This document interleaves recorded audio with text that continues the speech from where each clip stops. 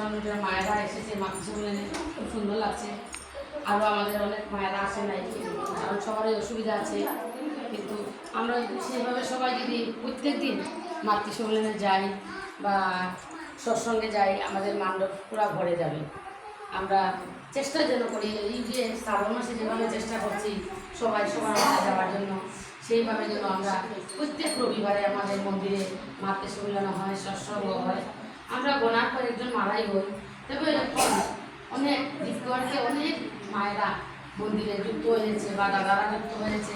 জানি না ঠাকুরকে হয়তো ওরা ভালোবেসেছে, আগেও ভালোবাসতো, কিন্তু কিছু পরিস্থিতিতে ওরা পিছনে চলে গেছে। কিন্তু সেটা কিন্তু করবেন না, কারণ আমরা যখন সৎনাম পেয়েছি, আমাদের এত ভাগ্য ভালো যে আমরা ঠাকুরের সৎনাম পেয়েছি। যারা দীক্ষা নিয়েছে তারাই বুঝবে ঠাকুরকে ধরে কী হয়েছে। ঠাকুরকে ধরে আমার কর্ম করতে হবে। আমি যদি শুধু দীক্ষা নিয়ে ঘরে বসে থাকি আর বলি আমি তো অন্নপূর্ণা ঠাকুরের দীক্ষা নিলাম বা যে কোনো গুরুর দীক্ষা নিলাম, আমার কিছু হলো না। আমার কর্ম করতে হবে। আমি যদি বসে থাকি আমার রান্না হবে না, আমি যদি বসে থাকি আমার কাজ হবে না, আমার করতে হবে। বাবাইদা বলেন যে কাজ করে যান, ফলের আশা করবেন না।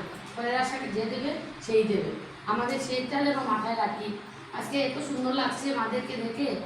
আমরা যেন প্রত্যেক বছরে বছরে যেন মায়েদেরকে আরও বের করতে পারি। আমাদের লক্ষ্মীপুর এরিয়াতে অনেক মায়েরা আছে, কুলরতলে অনেক মায়েরা আছে, মিশনেও আছে, কিন্তু আমরা যেন ওই মাতৃ সম্মেলনে আর ভাদ্র মাসটা পরে যেন আমরা শেষ না করি। কারণ এখন আচার্যদেবের একটা আদেশ আছে যে মাতৃ সম্মেলন হোক বা সৎসঙ্গ হোক 1 ঘন্টার বেশি করতে নেই। কারণ আমরা ঠাকুরের গান কীর্তন করে, আমাদের আগে পাঁচালি পড়া ছিল, এখন আচার্যদেব বলে দিয়েছেন যে পাঁচালিগুলো বর্তমানে বন্ধ করার জন্য। কারণ সময় যত থাকবে ওই সময়টা যেন আমরা রিকোয়ার করতে পারি, মাদেরকে জাগাতে পারি, দাদাদেরকে, বাচ্চাদেরকে, সবাইকে। আজকে দেখেন আমরা আচার্যদেব ঠাকুর বাড়িতে এমন সুযোগ করে দিয়েছেন, আমরা কিন্তু কেউ কারে চিনি না, কেউ কারে দেখতাম না, চিন্তাম না। কিন্তু এখন মনে হয় রাস্তা দিকে যদি কোনো গুরুবন যায়, মনে হয় নিজের ভক্তকে বোধহয় আপন বন যাচ্ছে, সেইভাবে মনে হয়। আমাদের যদি একটা বিপদ আসে সব গুরুবন কিন্তু ঝাঁপিয়ে পড়বে, কিন্তু আমাদের লক্ষ্য রাখতে হবে। আমি শুধু প্রার্থনা করলাম আর ঠাকুরের মন্দিরে গেলাম, সেটা হবে না। আমরা সবাই সবার জন্য খবর নিই। শুধু যে আমার ওই দিদি নিতে হবে আর ওই দিদি নিতে হবে সেটা যেন আমরা করি না। কারণ আমাদের সব গ্রুপটা আমরা একই সমান, সবার সব দিদি সমান হবে না। আজকে আমি পারছি না, ওই দিদি করবে, আজকে অমুকে পারছে না, ও করবে। সবাই যেন আমরা যোগাযোগ নেই, কারণ ওরা সব ভালো আছে কি না, সুস্থ আছে কি না, ঠিক আছে কি না, বা কিছুদিন ধরে মন্দিরে যাচ্ছে না, কারণটা কি, ওরা হয়তো অসুবিধায় আছে।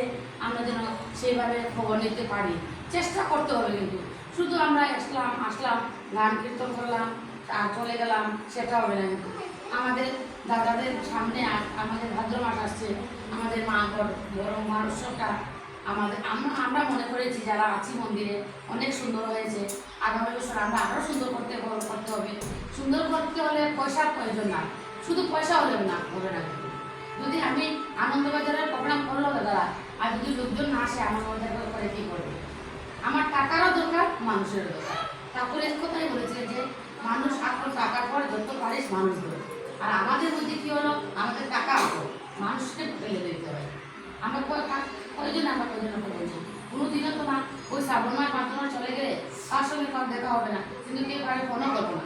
এখন যেতে হয় না, কিন্তু শুধু মোবাইল ঘরে একটা থাকলেই হয়, যোগাযোগ করা যায়, সেটাও আমাদের সময় নেই। আচ্ছা, যেটা বলেছেন দুপুরবেলা খেয়ে মাসুয়ে যদি পাশের বাসা গুরুগুনের বাসা থাকে, দুটা কথা বলে আসবে ঠাকুরের কথা, সেটাও আলোচনা। আমরা সে আমাদের ধৈর্য শক্তি নেই, বলবো এখন ভাত খেয়েছি একটু রেস্ট করবো, টিভি দেখবো, মোবাইল দেখবো। আমরা যেন ঠাকুরের মতো হয়ে উঠতে পারি, চেষ্টা করতে হবে আমরা ঠাকুরের মতো হওয়ার। এত ভাগ্যবালা আমাদের ঠাকুর, কত আনন্দর দিন দিয়েছে। দুর্গা পূজা 2 দিন, শুধু 3 দিন 4 দিনের জন্য আসে। আমাদের শ্রাবণ ভাদ্র 2টা মাস এত আনন্দ কীভাবে যে যায় বুঝেই যায় না। আমরা কিছু মায়েরা আছে নতুনের বা লক্ষ্মীদের, আমরা সবসময় বিপদে যাই বা মাতৃ সম্মেলনে যাই, সৎসঙ্গে যাই। এমন মনে হয় 3টা বেজে গেলে মনে হয় আজকে তো কোনো জায়গায় যাওয়া হলো না, দিনটা যে মনে হয় যাচ্ছে না। হয়তো মনে হয় না একটা গুরুগুনের বাসায় গিয়ে 2টো কথা বলে আসলেও বুঝে শান্তি হওয়া যায়। সেইভাবে যেন আমরা সবাই যেন মাথায় রাখি। আর বড়মা ছিলেন তো, বড়মা আমরা যে ঠাকুর এত ভালোবাসতেন, বড়মাকে বড়মা কোনো কিছু ঠাকুর বলতে হতো না। ঠাকুর বড়মা বুঝিয়ে নিতেন ঠাকুরের কোন সময় জিনিসটা দরকার। আমরা যে গান গাই যে ঠাকুরের যখন যার প্রয়োজন বর্মা বুঝে নেন, আমরা কিন্তু সেই শক্তি তো আমাদের হবেই না, কিন্তু আমরা যেন আমার স্বামী বা পরিবারের সবাইকে যেন আমরা যে যেভাবে পারি ভালোবেসে যাই বা শ্রদ্ধা করি বড়দেরকে। শুধু আমি ঠাকুর মন্দিরে আসলাম আর গান কীর্তন করলাম, আমার সংসারটাও আমি সুন্দর করে রাখতে চেষ্টা করবো, পারিবারিক পরিবেশিককেও আমি সবসময় যখন পারবো খবর নেব। ঠাকুর কী বলেছেন, আমাকে কিছু করতে হবে না, শুধু ঠাকুর মানুষকে ভালোবাসো, পাড়ার প্রতিবেশীকে নিয়ে ভালোবাসো, সবাইকে নিয়ে। আজকে যদি আমার বাবার বাড়ি বলুন না, আত্মস্বজন যারাই আছে, যখন আমার একটা বিপদ আসবে না, আমার পাড়ার মানুষ আগে আসবে, ওরা কিন্তু শুনে তারপরে আসবে। তাই আমার তার সঙ্গে এমনভাবে ব্যবহার করা উচিত যেন আমি এক ডাকে সবাইকে পাই। আমার মন মুখ কথা যেন এত সুন্দর হয়। আজকে একটা রাস্তা দিকে যখন যাব, আমাদেরকে যেন বলে তো সবাই যে এরা অনুকূল ঠাকুরের শিষ্য, ওরা এত সুন্দর, এত মিলেমিশে আছে। দেখেন, মানুষের মধ্যে ভুল হবেই, আমাদের মধ্যে ভুল হবেই, দাদার মধ্যে ভুল হয়, সেটা যেন আমরা সবাই নিজেরার মধ্যে মেনে নিতে পারি। এই জিনিসটা যেন অন্য কারোর কাছে না যায়, কারণ মানুষ বলতেই ভুল আছে। আমরা সকালবেলা উঠেই ভুল করছি আর ঘুমানোর পর্যন্ত আমরা ভুল করে যাচ্ছি, সেটা যেন আমাদের মধ্যেই থাকে। বা একজনের ভুল দেখলে নিজের ভেবে বলে দিবে যে এটা তোমার ভুল হয়েছে, এইভাবে করবে না, সেইভাবে চলবে। যদি বলে তাহলে মনে করবো যে আমরা সত্যি ঠাকুরের মানুষ। আমি যদি নিজে একটা ভুল করছি, ওই দিদি জানে, আমাকে কিছু বললো না, সেটা কিন্তু আমার নিজের হলো না, আমার ভুলটাকে ধরতে পারলো না। ভুল সবার হয়, সব মানুষ বলতেই ভুল হয়। সেইভাবে যেন আমরা বড়মা এতই ছিলেন, বড়মা হয়েছে, বড়মা শাশুড়ি কীভাবে পরীক্ষা করেছে।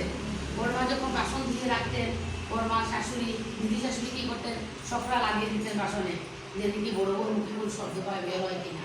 বড়মা কোনো কিছু বলতেন না, বলতেন যে ওই বাসনে সকালে লেগে আছে, বড়মা সব বাসন আবার নিয়ে ধুয়ে নিয়ে আসতেন। কিন্তু আমাদের মধ্যে যদি আমাদের শাশুড়ি বলে, আমরা বলবো আমি এখন ভালো করে ধুয়ে নিয়ে আসি, কোথায় সবটা। কিন্তু তার জন্য তো বড়মা হয়েছে। আমাদের মধ্যে এ করে শক্তি রাখতে হবে। আমাদের বড়মার পায়ে বরণ হয়েছিল, বিশাল বড় একটা বরণ হয়েছিল। তখন বড়মার অপারেশন হবে, সব ডাক্তাররা এসেছে করে, বড়মার বরণটা অপারেশন করে সব ডাক্তাররা এসেছে, গুরুভাই এসেছে। তখন আমাদের যদি এরকম বরণ অপারেশন হয়, আমরা কথা বলার আর সাহস পাবে না। বড়মার যখন পাটা অপারেশন হলো, তখন বড়মা ঘরে গিয়ে বললেন, বড় বউ